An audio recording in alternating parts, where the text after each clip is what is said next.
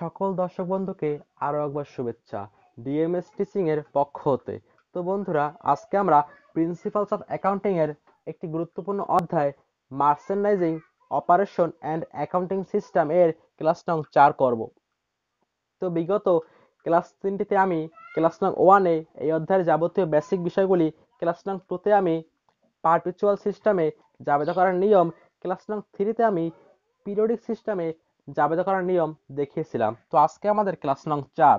তো আজকে আমি দেখাবো এই অধ্যায়ের জাবেদা করার শেষ নিয়ম, এবং সেটি হচ্ছে গ্রোস বেসিস মেথড এবং নেট বেসিস মেথড।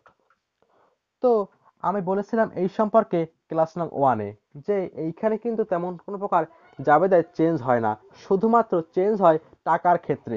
অর্থাৎ যখন ব্যবহার করা হয় গ্রোস বেসিস মেথড, তখন পণ্যের যে দাম থাকে সেই অর্থাৎ পণ্যের যে দাম থাকে চালান মূল্যে লেখা, সেই দামটাকেই অন্তর্ভুক্ত করে জাবেদা করতে হয়। এইখানে কোনো প্রকার চেঞ্জ হয় না। যদি পরবর্তীতে বারটা পাওয়া যায় বা বারটা দেয়া হয়, তবে সেটিকে পরবর্তীতে অন্তর্ভুক্ত করা হয়।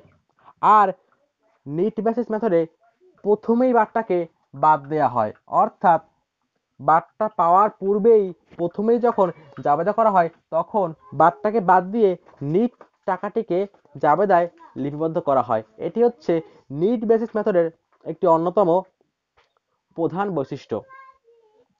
তো বন্ধুরা, এইখানে আমি একটি অঙ্কের সমাধান করব, যেইখানে আমি একই লেনদেনের গ্রোস বেসিস মেথড এবং নিট বেসিস মেথড দেখাবো, যাতে তোমরা বুঝতে পারো যে এইখানে বিষয়টি কি ঘটতেছে।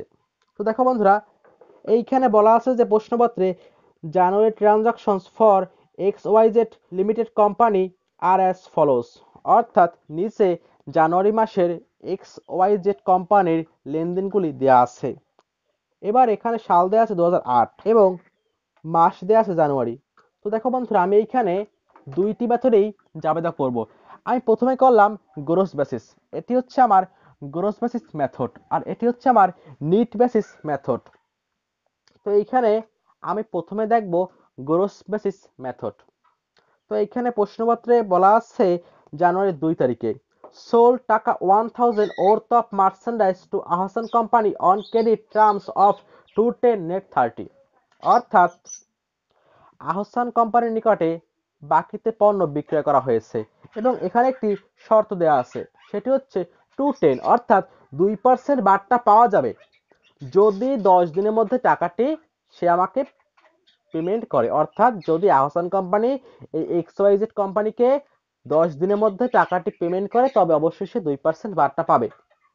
আর বলা আছে নেট 30, তবে অবশ্যই তাকে 30 দিনের মধ্যে টাকাটি পেমেন্ট করতেই হবে। এখন দেখো বন্ধুরা, এইখানে বাকিতে পণ্য বিক্রি করা হয়েছে, তো অবশ্যই কিন্তু অ্যাকাউন্টস রিসিভেবল হবে ডেবিট। আমি লিখলাম এয়ার ডেবিট, আর সেলস ক্রেডিট বিক্রয় ক্রেডিট। তো এইখানে কোনো প্রকার পার্থক্য নেই। তো দেখো বন্ধুরা, এইখানে টাকা হচ্ছে 1000, আমি লিখলাম 1000 টাকা। এই গ্রোস মেথডে কোনো প্রকার তফাৎ হবে না। তো এরপর আছে 4 তারিখে, এখানে বলা আছে পারচেসড টাকা 2000 worth of merchandise from our company on credit terms of 110 net 30, অর্থাৎ এবারে ক্রয় করা হয়েছে বাকিতে এবং সেটি করা হয়েছে আর কোম্পানির কাছ থেকে, এবং যেখানে একটি শর্ত দেওয়া আছে সেটি হচ্ছে 110 net 30, অর্থাৎ সে আমাকে 1% বার্তা দিবে যদি আমি 10 দিনের মধ্যে টাকাটি পেমেন্ট করতে পারি, তবে অবশ্যই আমাকে 30 দিনের মধ্যে টাকাটি পেমেন্ট করতেই হবে। তো দেখো বন্ধুরা, আমি এখানে বাকিতে ক্রয় করছি, তাই লিখলাম পারচেজ ডেবিট আর এপি ক্রেডিট, অর্থাৎ অ্যাকাউন্টস পেয়েবল ক্রেডিট। টাকা হচ্ছে 2000। দেখো বন্ধুরা, এখানে কিন্তু আমি করতেছি গ্রোস মেথডে, সেই জন্য আমি এখানে প্রথমেই বারটাকে বাদ দিব না।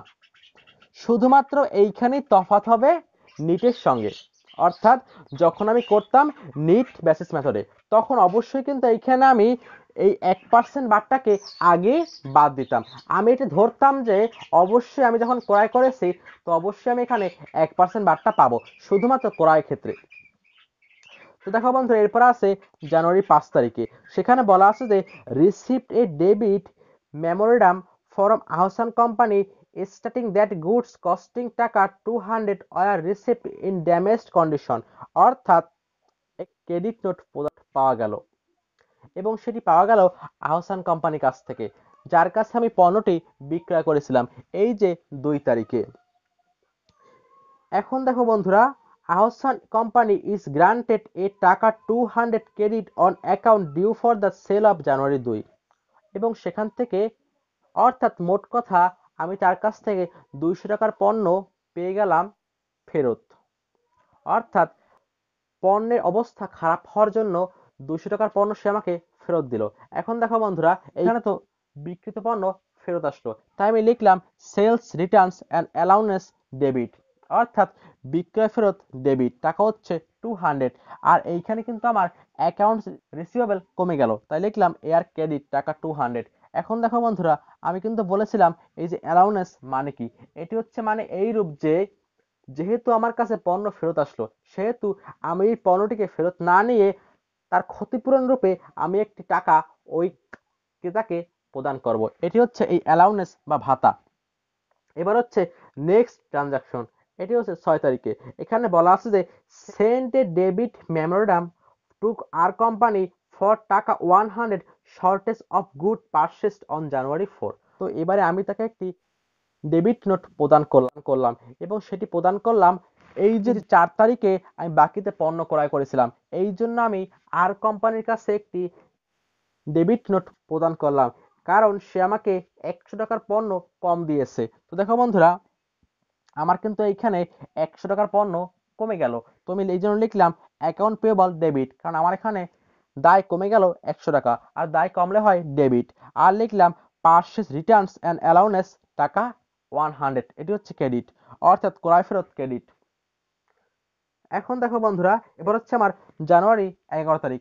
এখানে বলা আছে যে received cheque from the Ahsan company for the amount due on the January two sale, অর্থাৎ এই যে আমার প্রথম এন্ট্রি, অর্থাৎ আমি যে 2 তারিখে পণ্য বিক্রি করেছিলাম সেই আহসান কোম্পানির কাছ থেকে আমি এবার টাকা পেলাম। এখন দেখো বন্ধুরা, আমি এখানে পণ্য বিক্রি করেছিলাম 1000 টাকার, যার মধ্যে আমার কাছে 200 টাকার পণ্য ফেরত আসলো, অর্থাৎ আমার এখানে আর বাকি আছে 800 টাকা পণ্য। এখন দেখো বন্ধুরা, এইখানে একটি দেয়া ছিল শর্ত, এবং সেটি ছিল 210, অর্থাৎ যদি 10 দিনের মধ্যে সে আমার টাকাটি পেমেন্ট করে তবে কিন্তু অবশ্যই সে 2% বার্তা পাবে। তো এইখানে আমি বিক্রয় করেছি 2 তারিখে, তো সে আমাকে টাকা দিয়েছে 11 তারিখ, তো অবশ্যই কিন্তু সে আমাকে 10 দিনের মধ্যেই টাকাটি প্রদান করেছে, সুতরাং সে বার্তা পাওয়ার যোগ্য। এখন দেখো বন্ধুরা, আমি ধার্য করব 800 টাকার উপরে 2% বার্তা, তাহলে চলে আসে 16 টাকা।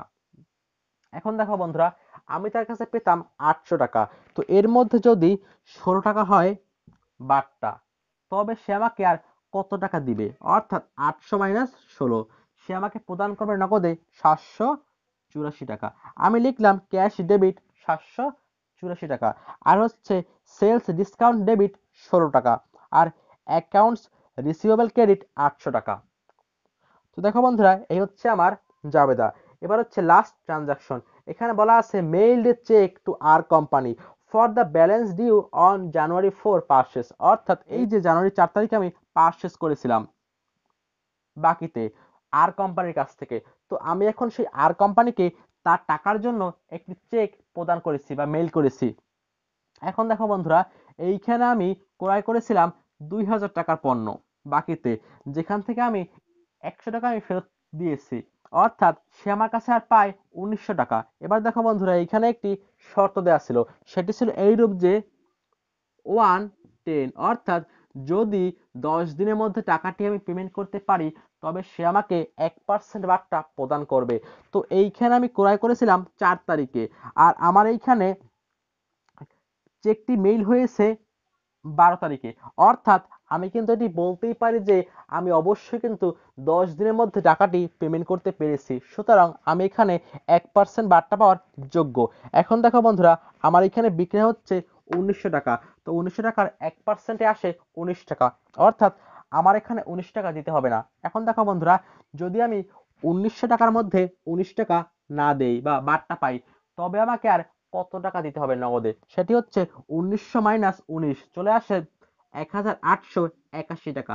আমি লিখলাম ক্যাশ ক্রেডিট 1881 টাকা, আর বাকি যে আছে 19 টাকা, এটি আমার কি, এটি হচ্ছে আমার পারচেজ ডিসকাউন্ট, অর্থাৎ ক্রয় বার্তা, যা আমার জন্য একটি আয়। আমি লিখলাম পারচেজ ডিসকাউন্ট ক্রেডিট, কারণ আয় হয় ক্রেডিট।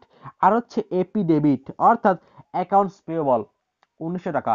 আগে ছিল দায়, এখন ছিল ক্রেডিট। আর এখন দায়টি কমে গিয়েছে, কারণ আমি এই অ্যাকাউন্টস পেয়েবলকে তার টাকাটি প্রদান করে দিয়েছি, তার পেমেন্টটি করে দিয়েছি, সুতরাং এটি এখন ডেবিট। তো দেখো বন্ধুরা, এই হচ্ছে আমার গ্রোস বেসিস মেথড। তো এইখানে কিন্তু কোনো প্রকার পরিবর্তন নেই, অর্থাৎ আমরা আগে যে নিয়মগুলো করতাম জাবেদার সময়, এখানে কিন্তু সেই রকম নিয়ম। অর্থাৎ যতক্ষণ পর্যন্ত বারটা না পাওয়া যায় ততক্ষণ পর্যন্ত আমি এখানে টাকাটি দেখাবো না। যেই মুহূর্তে বারটা পাওয়া যাবে ঠিক সেই মুহূর্তে কিন্তু আমি বারটাকে অন্তর্ভুক্ত করব। এটি হচ্ছে প্রধান বৈশিষ্ট্য গ্রোস বেসিস মেথডের। তো দেখো বন্ধুরা, আমি এখন করব নেট প্রাইস মেথড।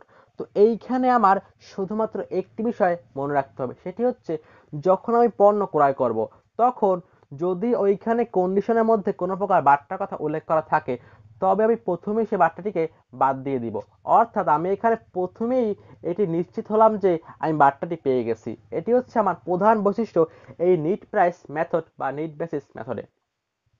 তো দেখো বন্ধুরা, এইখানে প্রথম লেনদেন সেটি হচ্ছে সোল্ড করা হয়েছিল 1000 টাকার পণ্য আহসান কোম্পানির কাছে। তো আমি লিখলাম এই জন্য অ্যাকাউন্টস রিসিভেবল ডেবিট 1000 টাকা, সেলস ক্রেডিট 1000 টাকা, অর্থাৎ এই লেনদেনটি কিন্তু এই। আর এখানে কিন্তু কোনো প্রকার চেঞ্জ হবে না গ্রোস প্রাইস মেথডে আর নিট প্রাইস মেথডে। এবার হচ্ছে আমার 4 তারিখের লেনদেন। তো এইখানে বলা হয়েছিল যে আর কোম্পানির কাছ থেকে পণ্য বাকিতে ক্রয় করা হয়েছে 2000 টাকার, এবং যেইখানে আমাকে একটি শর্ত দেয়া হয়েছিল যে 110 নেট 30, অর্থাৎ যদি আমি 10 দিনের মধ্যে টাকাটি পেমেন্ট করতে পারি তবে আমি 1% বারটা পাবো। তো দেখো বন্ধুরা, এইখানে কিন্তু তফাৎ সৃষ্টি হবে এই গ্রোস প্রাইস মেথড আর নেট প্রাইস মেথডের মধ্যে। অর্থাৎ আমি এইখানে কিন্তু চালান মূল্য অর্থাৎ পণ্যের মোট মূল্যকে অন্তর্ভুক্ত করেছি, কারণ আমি কিন্তু এখন পর্যন্ত টাকাটি প্রদান করিনি। যখন টাকাটি প্রদান করব এবং যদি সেই টাকাটি প্রদান করা হয় 10 দিনের মধ্যে, শুধুমাত্র তখনই কিন্তু আমি বার্তাটি পেতে পারি। তো এইখানে আমি এই জন্য লিখেছিলাম 2000 টাকা, কিন্তু এইখানে একটি তফাৎ সৃষ্টি হবে এই নিট প্রাইস মেথডের ক্ষেত্রে। এইখানে আমাকে এই সময় আমি এটি ধার্য করব যে আমি অবশ্যই বার্তাটা পেয়েছি। অর্থাৎ আমার এখানে টাকা ছিল 2000, বারটা হচ্ছে আমার এখানে 1%, তাহলে চলে আসে 20 টাকা। অর্থাৎ আমি এখান থেকে 20 টাকা বাদ দিয়ে লিখব 1980 টাকা, কারণ আমি এখানে ধরলাম যে আমি বার্তাটি পেয়ে গেছি। তো দেখো বন্ধুরা, এই কিন্তু মূল তফাৎ এই গ্রোস মেথড আর নিট মেথডের মধ্যে। আমি লিখলাম পারচেজ ডেবিট 1980 টাকা আর এপি ক্রেডিট 1980 টাকা। এবার হচ্ছে আমার 5 তারিখের জাবেদা। সেখানে বলা ছিল যে এই যে আহসান কোম্পানি তার কাছ থেকে 200 টাকার পণ্য ফেরত আসলো। তো এইখানে কোনো প্রকার চেঞ্জ হবে না, অর্থাৎ sales returns debit and accounts receivable credit, টাকা হচ্ছে 200। এবার হচ্ছে আমার 6 তারিখে জাবেদা, যেখানে বলা ছিল যে 100 টাকার পণ্যের ঘাটতির জন্য একটি নোট প্রেরণ করা হয়েছে আর কোম্পানির কাছে। তো দেখো বন্ধুরা, এইখানে একটি বিষয় রয়েছে, সেটি হচ্ছে আমার এইখানে পণ্য ছিল 100 টাকার, আর এইখানে কিন্তু আমার 1% বার্তার কথা উল্লেখ ছিল। তো যেহেতু আমি এখানে করতেছি নিট মেথড বা নিট প্রাইস মেথড, সেহেতু আমি এইখানেই কিন্তু 1% বারটাকে বাদ দিব, কারণ আমি কিন্তু অলরেডি এখানেও বাদ দিয়েছিলাম। অর্থাৎ মোট কথা হচ্ছে এইটি যে যখন তুমি করবা নিট প্রাইস মেথড তখন তোমাকে ক্রয়ের ক্ষেত্রে হোক সেটি বাকিতে ক্রয় হোক সেটি ক্রয় ফেরত, তোমাকে সব ক্ষেত্রেই বারটাকে বাদ দিতে হবে।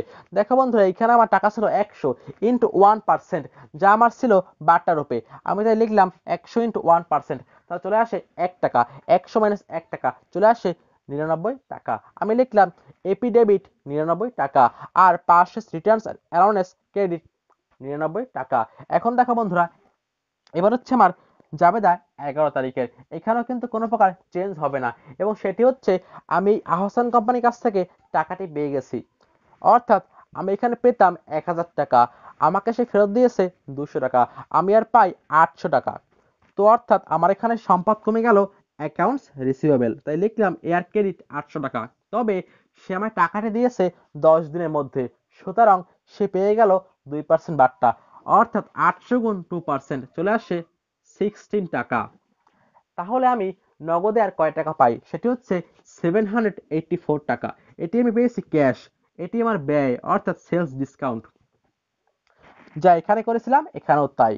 এখন দেখো বন্ধুরা, লাস্ট ট্রানজাকশন, সেটি হচ্ছে আমি আর কোম্পানিকে তার প্রাপ্য টাকা প্রদান করেছি। অর্থাৎ সে আমার কাছে টাকা পেত এই বাকিতে পণ্য ক্রয় করার জন্য। আমি এখন তাকে একটি চেক মেইল করেছি।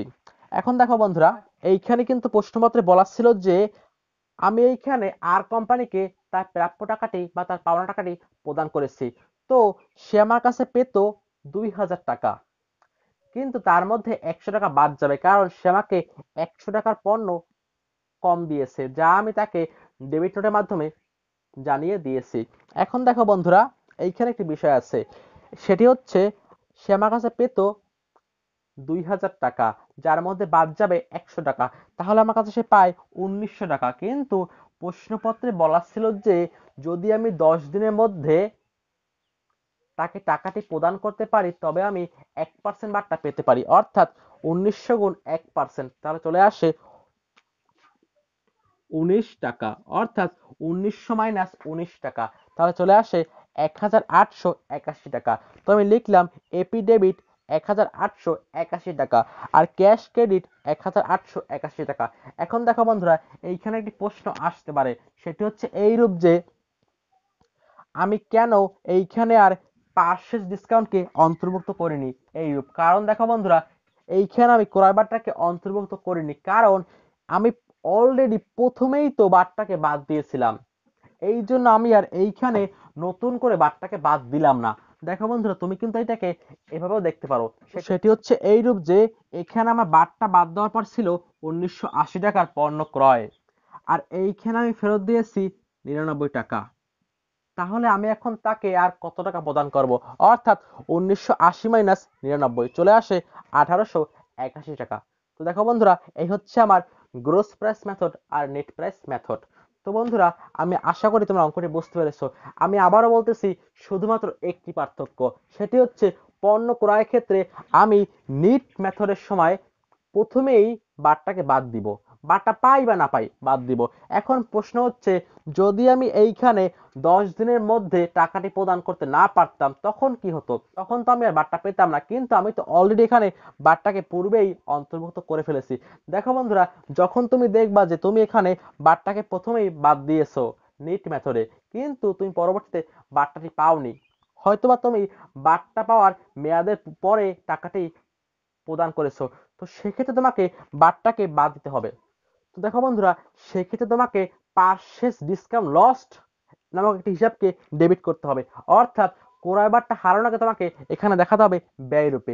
আমি আবারও বলতেছি বন্ধুরা, যদি নিট প্রাইস মেথডের সময় তুমি দেখো যে এইখানে তুমি প্রথমেই বারটাকে বাদ দিয়েছো, কারণ এটি তো আমার নিয়ম, কিন্তু তুমি দেখলা যে পরবর্তীতে সে আর বার্তাটি পায়নি, কারণ সে বার্তা পাওয়ার মেয়াদের পরে টাকাটি প্রদান করেছে, তো সেক্ষেত্রে তোমাকে এখানে আরেকটি হিসাব করতে হবে, সেটি হচ্ছে পারচেজ ডিসকাউন্ট লস্ট নামক একটি হিসাব তোমায় করতে হবে। অর্থাৎ যত টাকা ছিল বার্তার পরিমাণ, সেই টাকাটিকে তোমার এখানে দেখাতে হবে ব্যয় রূপে বা ক্ষতি রূপে, এবং তুমি তার নাম দিবা পারচেজ ডিসকাউন্ট লস্ট, এবং সেটি হবে ডেবিট। তো দেখো বন্ধুরা, এই হচ্ছে আমার গ্রোস মেথড এবং নেট মেথড। দেখো বন্ধুরা, আমার কিন্তু এই 4টি ক্লাসের মধ্যে আমার কিন্তু এই 3টি ক্লাসেই জাবেদা সম্পর্কিত সকল বিষয় কমপ্লিট। অর্থাৎ আমি বলেছিলাম যে এই অধ্যায় থেকে জাবেদা হয় মোট 4 ধরনের, একটি হচ্ছে পারপেচুয়াল, একটি পিরিয়ডিক, একটি গ্রোস, একটি নিট। আমার কিন্তু এই 3 প্রকারই কমপ্লিট ক্লাস নং 2, 3, 4-এ। আর এরপর আমার চলে আসবে ক্লাস নং 5, যেখানে আমি দেখাবো মজুদ পণ্য বা কারবারি পণ্য সংরক্ষণ করার হিসাব নিয়ে, এবং সেক্ষেত্রে আমার আছে 3টি হিসাব, একটি হচ্ছে ফার্স্ট ইন ফার্স্ট আউট, একটি হচ্ছে লাস্ট ইন ফার্স্ট আউট, একটি হচ্ছে এভারেজ মেথড। তো দেখো বন্ধুরা, আমার এই 3টি নিয়ম কিন্তু আমার ধাপে ধাপে চলে আসবে। আরেকটি বিষয় দেখো বন্ধুরা, এইখানে কিন্তু আরেকটি বিষয় রয়েছে, সেটি দেখো বন্ধুরা, আমি কিন্তু এইখানে এই অঙ্কটি করেছি পিরিয়ডিক মেথডে। যদি আমি এখানে করতাম পারপেচুয়াল মেথড, তখন কিন্তু আমার সবই এক থাকতো, শুধুমাত্র যেখানে আমি লিখেছি পারচেজ, আমি এখানে লিখতাম মার্চেন্ডাইজ ইনভেন্টরি। আবার এইখানে আমি লিখেছিলাম পারচেজ রিটার্নস অ্যান্ড অ্যালাউন্স। আমি এখানেও লিখতাম মার্চেন্ডাইজ ইনভেন্টরি। শুধুমাত্র এটাই ছিল পার্থক্য পারপেচুয়াল আর পিরিয়ডিকের মধ্যে। তো বন্ধুরা আমি আশা করি তোমরা বুঝতে পেরেছো। এরপরে আমার চলে আসবে ক্লাস নং 5, যেখানে আমি দেখাবো ফিফো মেথডে কি করে পণ্যকে মজুত করা হয় বা পণ্য মজুদের খতিয়ান করা হয়। তো বন্ধুরা ক্লাস নং 5 দেখার আমন্ত্রণ জানিয়ে সকলকে গুড বাই।